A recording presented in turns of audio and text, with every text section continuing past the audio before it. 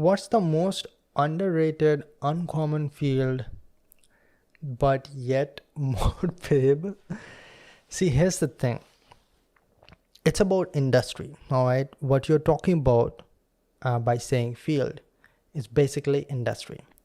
You want to make a career in a field basically means that you want to make a career in an industry. And that might be engineering industry. Engineering industry itself is broken down into several, like industrial engineering, automobile engineering, aerospace engineering, and I can keep on going, all right? Every branch is divided into multiple industries. There's so much going on. You can also think about medical industry. You can think about pharmaceutical industry. You can think about robot, again, engineering, forget about that. You can think about modeling industry. You can think about acting industry. You can also think about writing industry. You can think about so many industries. These are all different industries, and there's no certain hidden industry which nobody knows about but pays a lot. See, any industry will be paying you a lot if that industry is thriving. An industry will be thriving if it has a lot of output. It will have a lot of output if it has a lot of people working with it. If it has a lot of people working with it, it's already discovered. So it's not like there's some uncommon industry, something like that. So I get where you're coming from, but here's the reason why you're wrong about how industry works. Now let me tell you how you can make a good career, or if you want like payable good amount of money in any industry. This is what you need to know.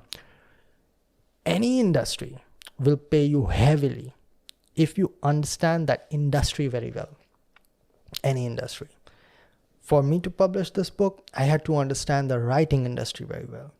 For me to ramp up this YouTube channel to 350,000 subscribers, I had to understand the industry of social media influencers, or at that time YouTubers, very well. For me to succeed in the career of mechanical engineering, I had to understand the industry of mechanical engineering very well. For me to succeed in competitive examinations, I had to understand that industry. Like, how does this industry works? Who are my competitors and competitors? And how do you actually succeed in these set of examinations? What game do you have to play? What is the strategy? So competitive examination took me 3 years, more than that actually if you calculate the undergraduate years. Mechanical engineering right now still counting, on the 12th year right now. YouTube started in 2017 technically, but mostly ramped up in 2018. So you can think about like at least 5 years. So you have to understand the industry very well, and for that you have to spend a lot of time in that industry, ask a lot of questions, learn from those who know a lot, and don't learn what do I do next. Understand how that industry works. All right. If you're let us say biomedical industry, what is the need of the industry? What is the cutting edge technology right now? What are they working on? For example, Pawan Kumar Chandana, I always mispronounce his last name, who is the CEO, founder of Skyroot, and which is a private space organization in India, if you do not know. He came on my podcast, and apart from the podcast, you can listen to that podcast. I think it's close to 2 hours.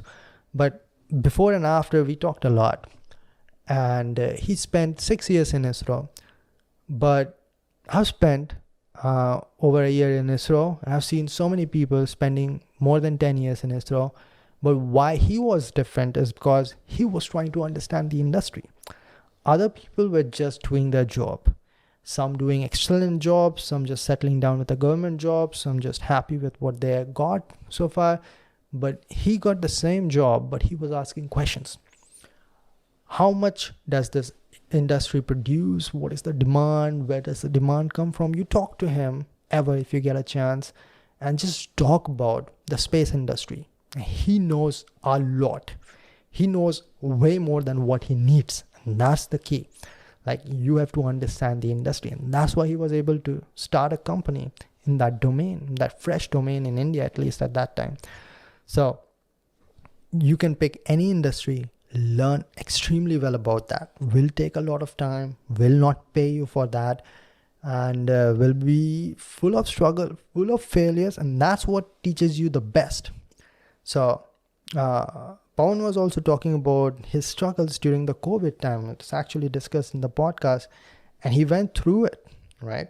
So not just him, his co-founder, and the entire team at that point, obviously. Now also, there must be some struggles. They're going through it. They're facing failures.